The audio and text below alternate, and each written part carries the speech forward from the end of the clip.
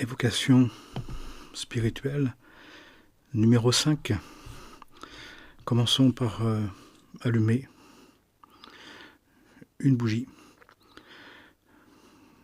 Que la lumière soit et la lumière fut, que la lumière fut et la lumière soit, et était et sera, pour nous guider dans les ténèbres de l'incompréhension, de l'incohérence, de la frustration, de tout ce qui pourrait nous faire croire ou nous faire douter que le divin est déjà présent et que nous avons en nous cette source divine à trouver. Force est de constater que les rituels anciens, les formes anciennes qui cherchaient Dieu dans les cieux, qui cherchaient Dieu pas encore sur terre, sont devenus faibles, sont devenus fragiles, n'arrivent plus à faire venir comme auparavant, par rayonnement, l'Esprit Saint. Tout simplement parce que maintenant que nous sommes devenus des bons gros égaux, des bons narcissiques, que nous avons été capables de recouvrir cette perle de grand prix, cette goutte de sainteté, de l'enrober de notre personnalité, de notre conscience d'exister, et bien maintenant il s'agit de nous connecter à cette source en nous, cette goutte, à cette semence, à cette source, à cette larme, à cette graine, ce germe de l'être, pour justement maintenant apporter au monde, à travers notre personnalité, un renouveau, un tout nouveau, quelque chose maintenant que nous pouvons puiser en nous et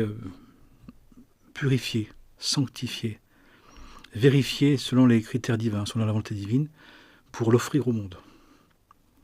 On nous dit que le temps à venir, le temps qui est en train d'advenir, de se mettre en route, de se mettre en place, c'est la possibilité pour chaque être, en respectant profondément ce qu'il est, c'est-à-dire en assumant son unicité, la version unique, splendide, particulière, magnifique, originale, qu'elle est, que nous sommes, d'exprimer ainsi, grâce à ça, à ce respect profond de son être qui demande une connaissance de soi précise, profonde, intense, claire, consciente, qui nous donne la possibilité de rayonner cette source qui est en nous.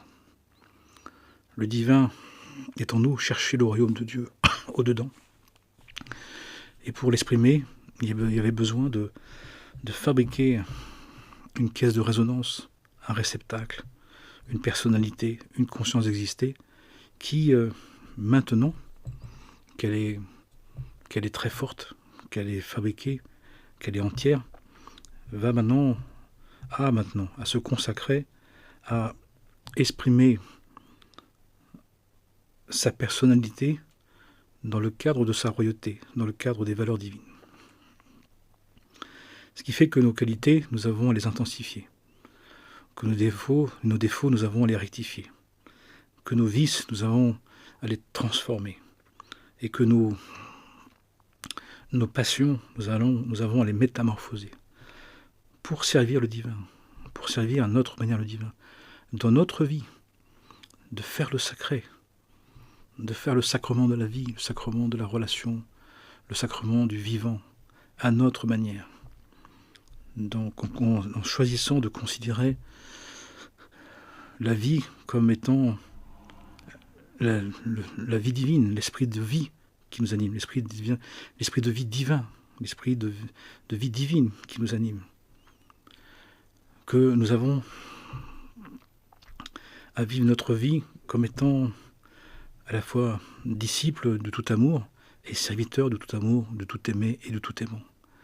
Et ça appartient à à chacun et chacune, avec sa personnalité, peut le faire, a à le faire, le fera, puisque c'est notre royauté, c'est notre devenir.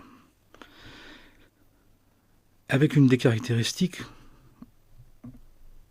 avec cette espièglerie divine, c'est de nous demander de donner aux autres, déjà, surtout, ce qu'on n'a pas reçu, on nous a refusé, ce qu'on nous a pas accordé, puisque c'est en donnant qu'on le reçoit.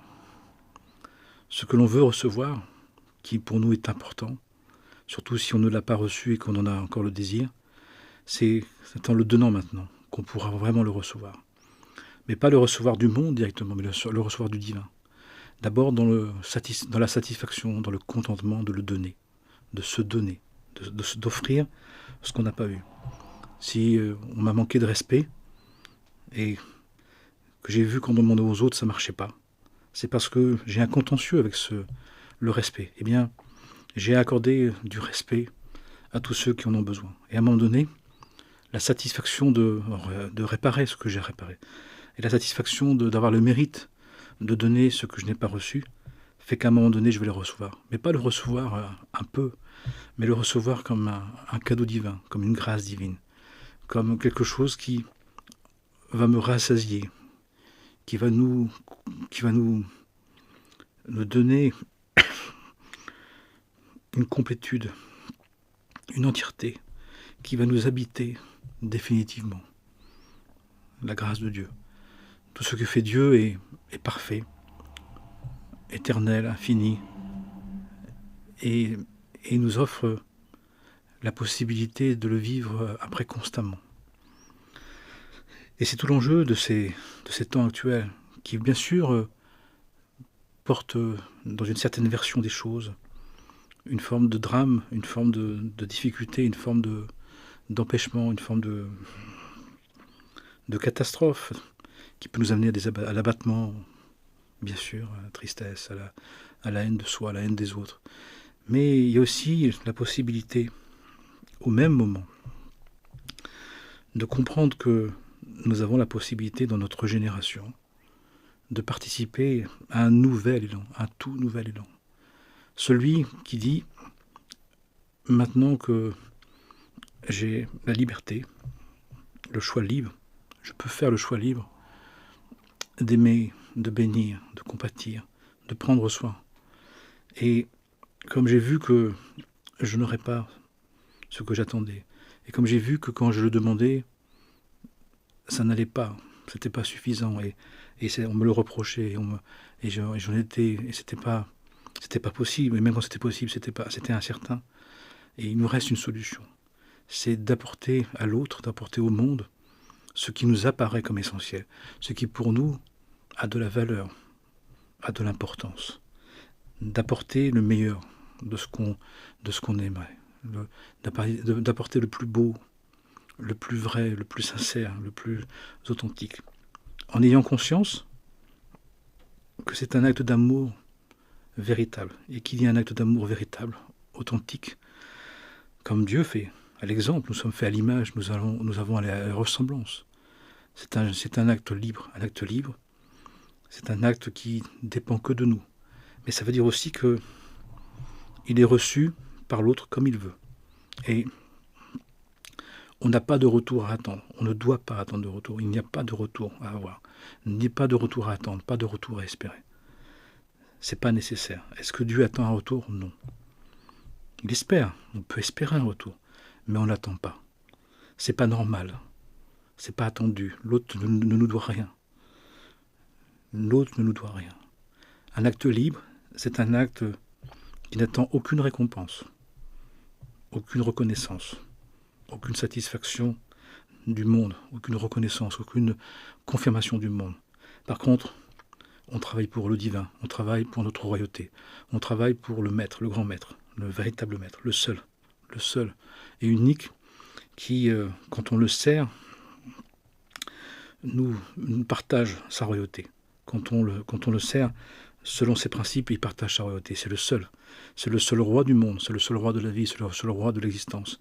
C'est le seul véritable roi de la création qui, étant né de lui-même, roi par lui-même, dans sa propre royauté, est capable de tout donner et de ne rien perdre.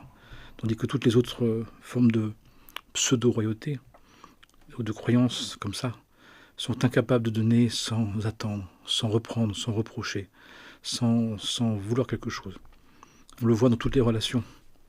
Des personnes qui sont, chacun d'entre nous, on attend toujours quelque chose, on espère toujours quelque chose, on est toujours prêt à reprocher quelque chose, et ça devrait être quand même, et puis à un moment donné, je fais ça, il va bien comprendre, puis je fais ça, il va bien vouloir, puis je fais ça, il va bien copier, puis il va bien... C'est pas... Un acte libre est un acte gracieux, un acte, non pas désespéré, mais un acte d'espérance. Une espérance, c'est la certitude que l'âme entend, que l'âme reçoit. Même si l'ego, la personnalité n'en fait rien pour l'instant, et même on profite mal, même on profite encore une fois de manière désordonnée ou de manière égocentrique ou orgueilleuse, vaniteuse, peu importe. C'est le message, on veut dire un message, on veut préparer la conscience. C'est long, avec beaucoup de patience. La patience, cette vertu cardinale, cette vertu fondatrice de toutes les vertus, qui vient supprimer l'orgueil, qui est la mère, le fil de toutes les passions. La grande patience. On a tout le temps. On se donne l'éternité. Si on croit en des vies successives ou multiples ou qui s'ajoutent, des revenus, eh bien, on se donne 10 000 vies, 10 000 existences, 10 000 retours, 10 000 possibilités. On a l'éternité, on a l'infini, qui fait qu'on est tranquille. On est tranquille. Il n'y a pas besoin d'en vouloir à l'autre. On peut regretter que la personne l'utilise mal, on peut regretter que la personne n'entende pas, mais c'est que c'est pas prêt. Mais le niveau profond de la conscience est en train d'être nourri, la terre profonde est en train d'être nourrie. Et on sait bien que de nourrir le terrain, que de prendre soin du terrain, permet justement à un moment donné qu'il y ait des émergences, qu'il y ait des prises de conscience, qui viendra en son temps, que seul le Père qui est aux cieux sait. Le Fils, c'est-à-dire nous, les enfants de Dieu qui doivent devenir des fils et des filles, ne savent pas quand. Et ça ne nous concerne pas. Quand la personne va s'approprier, quand la personne va comprendre, quand la personne va changer, quand la personne va muter, va faire la rencontre avec son Seigneur, roi et maître de la vie, ça ne nous regarde pas. On n'a pas à s'occuper de ça. Ça, c'est pas une relation c'est pas une relation d'intimité, c'est plus que ça, c'est une relation d'intériorité. La relation d'intériorité avec Dieu, il n'y a personne d'autre qui va s'y mettre. Il n'y a personne d'autre qui peut s'y mettre. Ça regarde chacun. C'est une relation d'un degré d'intériorité, de profondeur, où il n'y a que Dieu et notre conscience, notre âme consciente de sa présence qui peut exister. Et c'est ce qu'on trouve dans la retraite spirituelle, à la fois dans le quotidien, dans les prières, ce qu'on trouve chaque semaine quand on fait le temps de retraite spirituelle, le retrait monacal, mais aussi quand on prend des temps privilégiés pour se retirer du monde, au minimum 3 jours et 3 nuits. Et là, on se consacre à cette relation dans une très grande intimité, dans une grande intériorité, ne pas confondre avec l'intimité, et qui nous demande de nous mettre de côté. Parfois, cette solitude, cet espace de solitude, cet espace d'intériorité, où on est seul avec Dieu, cet espace de solitude, seul avec Dieu, de seul Dieu, seul Dios, fait que, eh bien, parfois on a besoin de s'isoler même et de s'esseler pour le vivre. Mais c'est pour mieux revenir au service au prochain, en arrêtant de casser les pieds au prochain. Tu dois comprendre, tu dois accepter, enfin tu dois comprendre, tu dois te conformer quand même. Non. Ce que tu vas faire de la bonté de Dieu que Dieu m'accorde, ce que tu vas faire du prendre soin que j'ai envie, ça te regarde. Ça ne me concerne pas. Fais-en ce qu'il te plaît. Fais-en ce que tu peux. Fais-en ce que il t'est possible. Tout simplement. Parce que si nous faisons un acte libre, l'autre a besoin d'être libre, d'en faire ce qu'il veut. Et on doit lui garantir cette liberté. Parce que derrière la liberté, il y a la responsabilité. Et chacun à être responsable, à être considéré comme responsable. D'un point de vue spirituel, je dis je répète, d'un point de vue spirituel, nous sommes même responsables de notre inconscient, d'être inconscient. Nous sommes responsables de ne pas connaître les parts de la conscience qu'on appelle l'inconscient, le non-conscient, le non encore conscient. Parce que tout simplement, le travail de connaissance de soi, le travail d'élaboration de sa conscience, le travail de définition de soi n'est pas suffisamment fait. Parce qu'on joue des rôles, parce qu'on est trop attaché au regard des autres, au regard de son propre personnalité, de l'ego, un regard qui nous adobe, qui nous adule, qui nous idolâtre, mais qui ne nous définit pas. Qui fait qu'il y a une grande part de notre être, de notre agissement, de notre fonctionnement, de notre pensée, de notre parole, de nos actes, dont on a toute la responsabilité, mais qui est devenue ignorante, qui est devenue inconsciente. Nous ne sommes pas conscients de ce que nous jouons, alors que nous avons à l'être. D'où le travail de connaissance de soi. Par les connaissances, par l'expérience, par la relation, par l'étude des enseignements, par le témoignage, par l'accompagnement avec un accompagnateur, une accompagnante. Tout ce travail-là d'édification qu'on retrouve dans toutes les religions, qu'on trouve dans toutes les voies, dans tous les chemins. Encore une fois, seul, on ne peut rien faire. Toutes les personnes qui commencent seules et qui continuent seules ne peuvent pas aller bien, ne peuvent pas tenir. Ils peuvent arriver jusqu'à un certain pont, un certain passage, mais à un moment donné, ils ne pourront pas tenir. Il y a besoin d'une proximité, il y a besoin d'un accompagnement, il y a besoin d'un allié, il y a besoin d'un compagnonnage, il y a besoin d'un dialogue, d'un échange, pour se voir, se percevoir, être interpellé, être à vue de quelqu'un qui a commencé le chemin, à vue de quelqu'un qui est très respectueux, à vue de quelqu'un qui n'a pas besoin de nous, à vue de quelqu'un qui n'attend rien de nous, que simplement de nous aider à nous définir, de nous aider à nous voir tels que nous sommes précisément, profondément.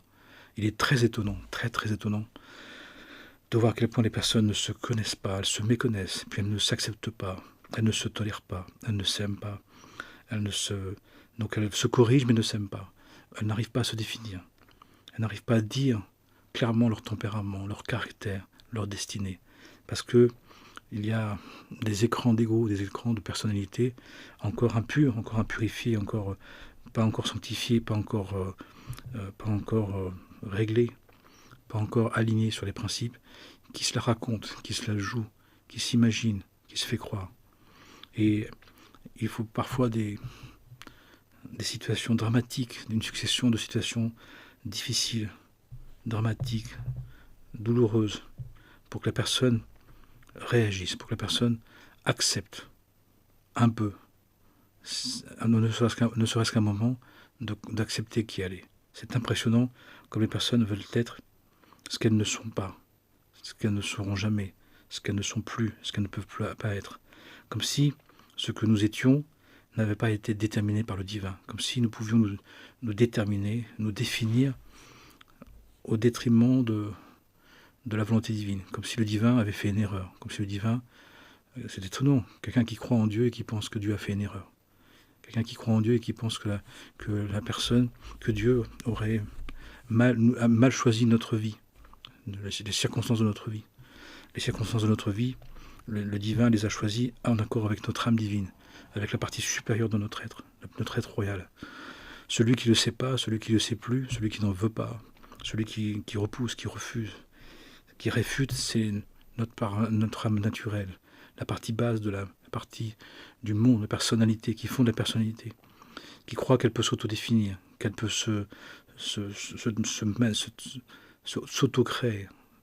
Si elle se voit comme elle veut, les autres vont la voir. Et la plupart des personnes ne sont pas contentes parce qu'on ne les voit pas comme ils veulent. Ils ne s'acceptent pas comme ils sont. Les personnes veulent donc non pas relativisent, ils ne sont pas qu'une chose, mais ils minimisent. C'est pas que je suis ça et pas que ça, c'est non, je veux pas être ça, je veux pas être ça. Parce que je suis comme mon père, parce que je suis comme ma mère, parce que c'est pas possible que je sois comme ça. Pourtant, les autres te voient comme ça, pourtant les autres te le disent, ou les autres te le disent pas. Combien de personnes me disent, je ne peux pas dire à mon ami, je ne peux pas dire à mon mari, je ne peux pas dire à ma femme, je ne peux pas dire à ma fille, je ne peux pas dire à mon fils, je ne peux pas dire à mon ami, je ne peux pas dire... Parce que ils ne peuvent pas entendre, ils ne veulent pas entendre. malgré la relation, comme si l'amour pouvait être sans la vérité, comme si on pouvait aimer vraiment quelqu'un sans tenir compte de ce qu'est vraiment la personne, et au point de lui faire croire qu'il n'est pas ce qu'il est, parce qu'il ne veut pas, n'accepte pas qui il est. Et la personne, au bout d'un an, 2 ans, 10 ans, 15 ans, 20 ans, explose, ou implose, subit, ou explose, arrête tout, sans rien dire, sans rien expliquer. Et d'un seul coup, tout ressort, tout est vomi, tout est lancé au visage de l'autre, comme si l'autre le savait, comme si l'autre devait le savoir, comme si l'autre aurait dû changer sans le savoir. Et nous-mêmes, nous avons fait ce travail-là. Et nous avons, nous, à faire le travail de vérité, d'authenticité, d'acceptation de qui on est. Si le divin nous a créés pour justement le représenter de manière unique, donc nous devons connaître notre nature profonde, notre tempérament, notre manière de réagir, notre manière de nous affirmer notre caractère, notre destinée, pour savoir comment on relationne, pour savoir quelles sont nos qualités, nos défauts, nos possibilités, nos limites, pour qu'on puisse vivre tout ça, vivre tout ça suffisamment consciemment pour exprimer le divin à travers tout ça. Des personnes, on dirait qu'elles voudraient être parfaites, mais un être parfait, il n'a plus besoin de Dieu s'il est parfait. Mais nous ne sommes pas là pour être parfaits sans Dieu, nous sommes là pour vivre Dieu dans notre imperfection, à travers notre imperfection, par notre imperfection, d'être capable de montrer à travers nos limites, notre humanité, d'exprimer la divinité. Ça, c'est magnifique. Quelqu'un qui sait ce que ça veut dire de se retenir, de patienter, de ne pas succomber. Mais quelqu'un qui est parfait, comment il peut nous apprendre, nous qui sommes si imparfaits, de vivre en Dieu, par Dieu, avec Dieu, notre imperfection. Alors c'est tout le travail. Et tous les grands saints hommes et saintes femmes n'ont jamais dit qu'ils étaient parfaits. Ils ont toujours dit qu'ils étaient les derniers des derniers. Les premiers seront les derniers. Je suis le dernier. C'est non pas moi, mais le Christ en moi, non pas moi, l'Esprit de Dieu en moi. Non pas moi, mais le divin en moi, par Dieu, en Dieu, avec Dieu. Ça veut bien dire ce que ça veut dire. Mais c'est des mots. Les personnes le prennent comme des jeux de mots, comme des belles phrases. Non, ce sont des paroles divines. C'est la parole de Dieu. La parole de Dieu, elle est éternelle. Elle est véritable, elle est authentique. Elle est active, elle est sincère. C'est pas simplement des propositions potentielles. C'est pas des possibilités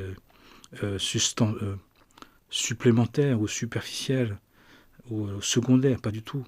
La parole divine, elle est véritable, elle est authentique, elle est éternelle, malgré ceux et celles qui auraient pu vouloir les écorner un petit peu, les réduire, les flouter, mais à chaque fois, le divin les maîtres disent, le divin n'aurait jamais permis à qui que ce soit d'effacer la parole de Dieu. De toute façon, le monde est fait de la parole de Dieu. La vie est la parole de Dieu. Notre être est la parole divine. Nous sommes tous un enseignement, nous sommes tous une Bible, une Torah, un Coran, une Bhagavad Gita, des Upanishads. Nous sommes tous un texte sacré. C'est pour ça que chacun est un texte sacré, chacun est un livre saint. Et donc nous devons apprécier le livre divin que nous sommes, l'enseignement divin, l'incarnation divine que nous sommes. Pour ça, nous avons besoin de nous apprécier dans tous les aspects de notre vie. On ne nous demande pas d'être parfait, sans défaut, sans erreur, sans tâche. Non, on nous demande à partir de toutes ces imperfections, de ces difficultés et de ces qualités, de ces imperfections et de ces perfections, de défauts et des qualités, et des vertus et des vices, de servir le divin. Ça nous permet de savoir qu'on n'est pas suffisant par nous-mêmes. Ça nous permet d'aimer notre prochain comme il est insuffisant. Ça nous permet de demander à Dieu de vivre selon son Esprit Saint. C'est pas pour rien tout ça. Mais nous sommes tous un enseignement. Nous sommes tous un être sacré. Nous sommes tous une version unique du divin que nous avons à vivre, à appliquer, à gérer, à apprécier au quotidien. Il n'y a pas mieux que ça. La satisfaction, la complétude, la paix qui n'est pas de ce monde, pas la tranquillité qui est de ce monde, la paix, l'intégrité, c'est de savoir qu'on ne peut pas faire autrement et qu'on ne doit pas faire autrement que d'être soi-même. Et donc d'accepter qui on est. Ensuite, on va essayer de se perfectionner, on va essayer de s'améliorer. Si je suis colérique, d'être moins colérique. Si je suis haineux, d'être moins haineux. Et puis même au point d'éviter le mal, puis après de faire le bien, puis même plus que ça, c'est de transformer le mal en bien. Eh bien, on dit que quelqu'un qui est colérique, c'est quelqu'un qui peut être capable d'aimer très puissamment.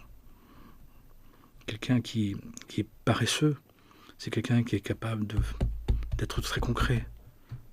Quelqu'un qui, quand il agit, peut être très, très efficace. Vous voyez, des choses comme ça, qui permettent justement de trouver des moyens d'agir. Quelqu'un qui est triste, c'est quelqu'un qui peut donner de la joie. Parce que quelqu'un est triste, c'est quelqu'un qui ne donne pas de joie. Et quelqu'un qui donne de la joie, c'est quelqu'un qui a une confiance. Derrière la tristesse, la métamorphose, la source divine de la tristesse, quand elle est dans son accomplissement, dans sa version de réalisation, c'est quelqu'un qui montre une confiance en Dieu incroyable. Et pour tous les défauts, il y a une qualité. Pour tous les défauts, il y a un travail qui est possible pour en faire une grande qualité d'être. C'est magnifique de se penser ça. Nos défauts, nos vices, nos addictions, nos passions sont une grande qualité spirituelle, mais qui ne peut pas être vécue, qui ne peut pas être structurante, qui ne peut pas être ajustée, parce que notre méconnaissance de nous-mêmes fait qu'on ne peut pas la porter, qu'on ne peut pas la gérer, qu'on ne peut pas la vivre. Donc il y a tout un travail de connaissance de soi, de connaissance de Dieu, de connaissance de l'autre, de connaissance de la vie, qui permet ce travail-là. C'est essentiel. Surtout que nous avons une destinée. Nous sommes nés un jour, nous sommes nés un jour, nous avons des noms, un nom, un prénom, des prénoms, un nom, une date de naissance, une naissance. C'est pas pour rien. Ça nous dit un parcours de vie, avec des répétitions, avec chacun a des travaux à faire, des compréhensions à avoir, des prises de conscience à réaliser, des perfectionnements qui ne sont pas les mêmes, bien sûr. C'est personnalisé. Parfois, ça peut ressembler pour certaines choses, mais pas pour tout, parce que chaque être est unique. Et si on veut que la lumière, laisser rayonner la lumière, il faut que la lampe soit nettoyée, qu'elle soit propre. Et la lampe, c'est notre âme. La lumière, c'est l'esprit. Et ce qui porte la lampe, eh ben, c'est le corps. C'est une manière de dire les choses. Pour dire que plus nous nous connaissons, plus nous pouvons laisser percevoir le divin, accomplir le divin, le faire avec le divin, faire venir le divin, le vivre en Dieu, par Dieu, avec Dieu. Et ça, c'est extraordinaire. Ce qui fait que nous sommes dans une voie de perfectionnement. Seul Dieu est parfait. Donc arrêtons de vouloir être parfait. Il n'y a que Dieu qui est parfait. Nous pouvons être dans une voie de perfectionnement. La voie de perfectionnement étant donc le fait que notre personnalité laisse rayonner, va exprimer les valeurs divines, les projets divins, au lieu de la retenir. Ne va pas s'opposer au projet du divin. À notre manière, nous allons pardonner. À notre manière, nous allons compatir. À notre manière, nous allons bénir. À notre manière, nous allons prendre soin. À notre manière, nous allons être dans l'amour du prochain. Et chacun à sa manière, chacun avec son charisme, chacun avec ses possibilités, chacun avec ses moyens, avec ses forces, avec ses difficultés, avec ses limites, avec son histoire. Et ça, c'est magnifique de se dire que le divin, il nous a tous créés comme un être unique. L'unique a fait que des êtres uniques, mais de manière tellement différente, tellement démultipliée, tellement dans des versions complètement immenses, dans des immenses palettes de couleurs, d'êtres, et qui chacun, et justement, plus on se connaît, plus on s'apprécie, plus on s'accepte, plus on a envie à notre manière de faire de ne pas faire le mal, de faire le bien, et même de métamorphoser le mal en bien, de trouver comment dans nos mauvaises habitudes, on peut en faire une plus grande discipline et un plus grand service. C'est notre royauté humaine. C'est important. Pourquoi c'est important? Parce que, en lisant notre Genèse, on apprend que l'être humain a été créé en dernier chez les animaux et après le moustique. Ça veut dire que si un être humain ne s'établit pas dans sa royauté, n'assume pas la royauté divine qu'il doit incarner, trouver en lui, incarner, s'associer, trouver cette alliance et la représenter, il est moins qu'un moustique. Il ne il ne vaut moins qu'un moustique. Un être humain qui n'est pas dans vouloir être dans sa royauté, dans la royauté divine, de la représenter, il n'a une valeur que d'être moins d'un moustique. Ça fait peur. Et on le voit dans le monde. Des êtres qui n'ont aucune importance. Des êtres qui on ne leur donne aucune valeur. C'est pour ça que nous devons nous valoriser. Nous devons dire je ne veux pas être moins qu'un moustique. Je veux être un être divin. Et pour être un être divin, je dois accepter, nous devons accepter de vivre selon les principes du divin, selon les principes de notre Créateur. C'est un choix qui ne peut être que conscient, volontaire, parce qu'il est quotidien, répétitif, régulier. C'est notre vie. On doit s'y consacrer, on a besoin de s'y consacrer. On doit y penser, on doit en parler, on doit le réaliser, on doit le vivre. On doit s'y consacrer. On ne peut pas servir deux mondes, deux maîtres. On ne peut pas monter deux chevaux, on ne peut pas tirer deux arcs en même temps. On ne peut pas servir Dieu et Mammon, c'est Dieu et le monde. C'est clair. Celui qui n'est pas avec moi est contre moi. C'est très clair. C'est un choix. Chacun fait ce qu'il veut, mais on doit savoir la loi, on doit savoir ce que ça veut dire. Si on ne sert pas Dieu à travers notre personnalité, c'est-à-dire on va être considéré comme rien, moins qu'un moustique, comme rien. Chacun est en train de choisir. Chacun doit savoir qu'il est en train de choisir, et chacune. Que la paix soit sur nous, en nous et tout autour de nous, et pour chacun, pour le bien de tous les êtres. Amen et Amana, Shalom, Salam, la paix.